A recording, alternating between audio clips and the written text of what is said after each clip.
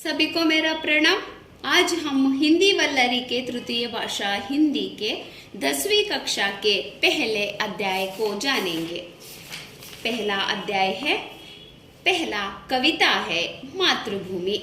मातृभूमि कविता के कवि हैं भगवती चरण वर्मा जी। आइए हम इनका परिचय लेंगे। कवि भगवती चरण वर्मा जी का जीवनावधि है 1903 से 1981। वे उन्नाव जिले के शफीपुर गांव में इनका जन्म हुआ। इलाहाबाद से वे BA LLB की डिग्री भी प्राप्त की। उन्होंने विचार और नवजीवन नामक पत्रिकाओं का संपादन भी किया।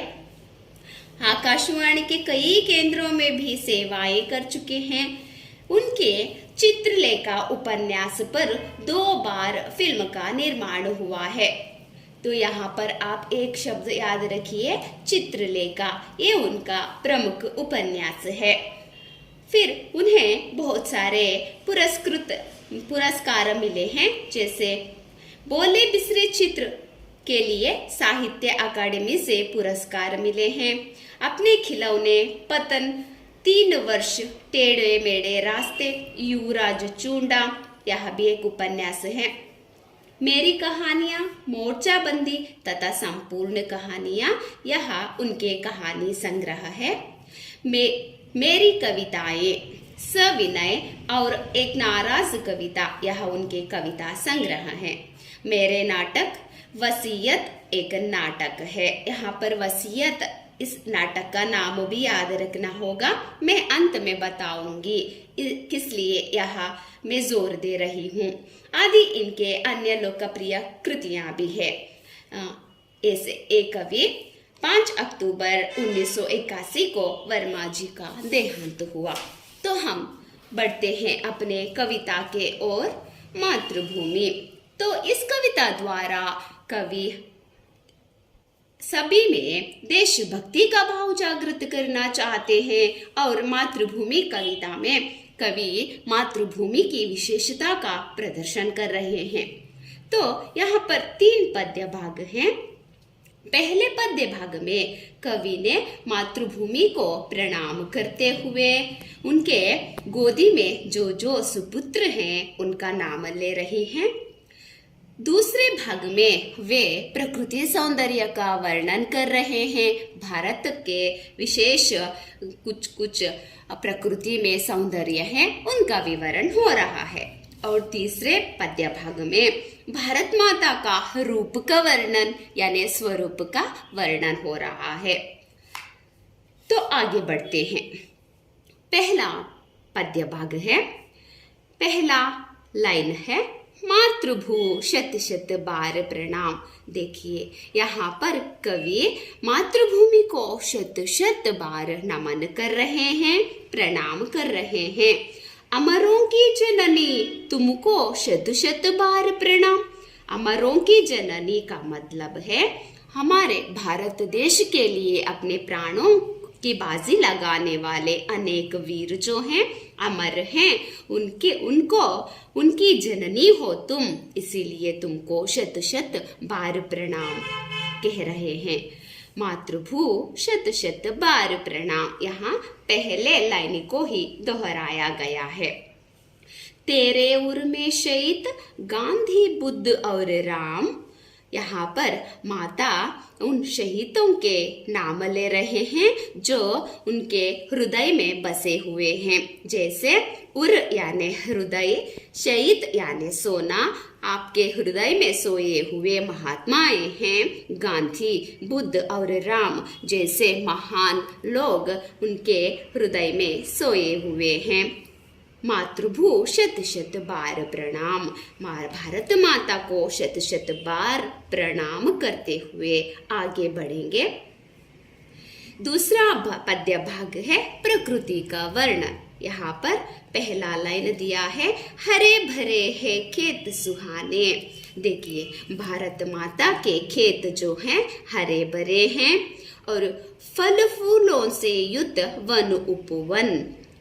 कवि कह रहे हैं भारत माता के वन उपवनों में फल फूल भरे हुए हैं। तेरे अंदर भरा हुआ है खनिजों का कितना व्यापक धन। यहाँ पर भारत माता के धरती के अंदर छुपा खनिज का बात कर रहे हैं। खनिज को व्यापक धन के समान है, तो माता के धरती के अंदर बहुत सारे खनिज छुपे हुए हैं।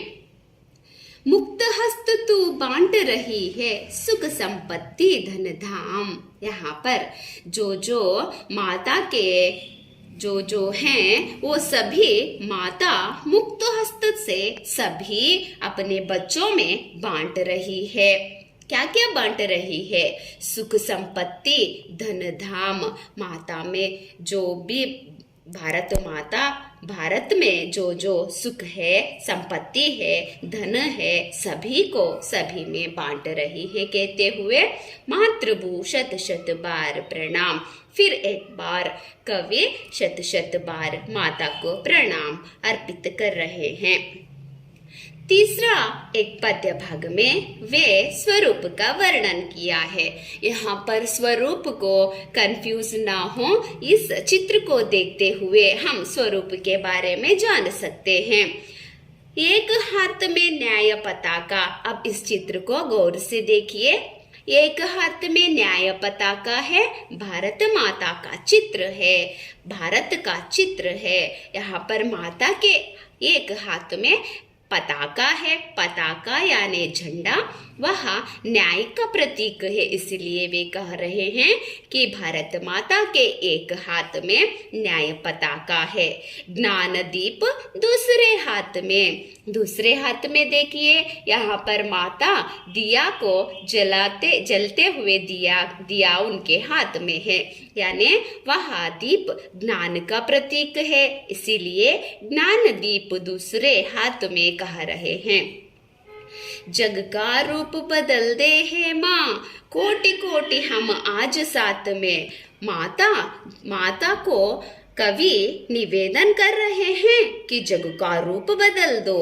इसलिए हम सब जो कोटि कोटि संख्या में भारतीय हैं, आज हम आपके साथ हैं, आप जग का रूप बदल दो, इस तरह से निवेदन करते हैं। फिर गूंज उठे जय हिंद नाद से सकल नगर और ग्राम। तो कवि का आशय है, कवि का ही नहीं सबका आशय है कि हर तरफ से यानी हर नगर से हर ग्राम से जय हिंद का नाद गूंज उठना है। यहाँ 2 लाइनों में कवि यही समझाना चाहते हैं कि सकल नगर और ग्रामों में जय हिंद का नाद गूंज उठे। फिर एक बार मातृभू शत शत बार प्रणाम कहते हुए वे उन प्रणाम अर्पित कर रहे हैं। इतना इस कविता का विस्तरण हुआ। अब चलते हैं हम इस अध्याय की ओर, अभ्यास की ओर। तो यहाँ पर कवि किसे प्रणाम कर रहे हैं? भारत माता को। भारत माता के हाथों में क्या है? करेक्ट, आप जैसे कह रहे हैं वैसे ही एक हाथ में न्याय पताका, दूसरे हाथ में ज्ञान दीप है। आज माँ के साथ कौन है?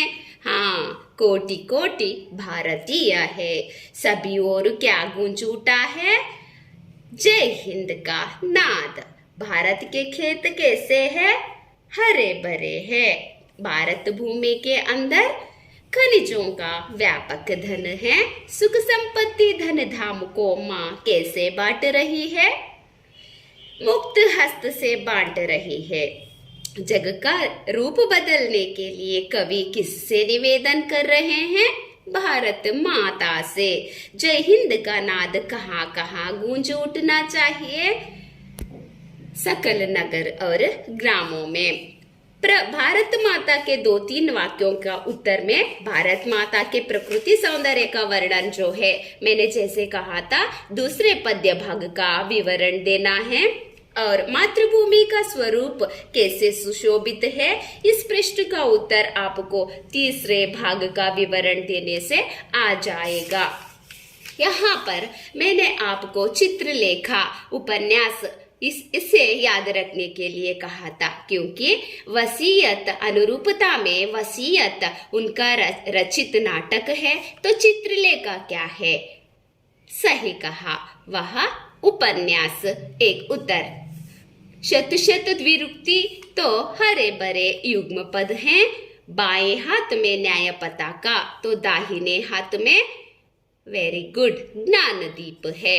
हस्त यानी हाथ, पताका यानी झंडा अथवा ध्वज। दोनों खंडों को जोड़कर लिखिए। यहाँ पद्य भाग पूर्ण पद्य पढ़ने से आ जाएगा और रिक्त स्थानों की पूर्ति भी पूर्ण पद्य पढ़ने से आ जाएगा। भावार्थ लिखिए, यहाँ भी अब पूर्ण पद्य विवरण करने से आ जाएगा। तो इतना था हमारा मातृभूमि का विवरण। अगर आपको अच्छा लगा तो सभी को मेरा प्रणाम।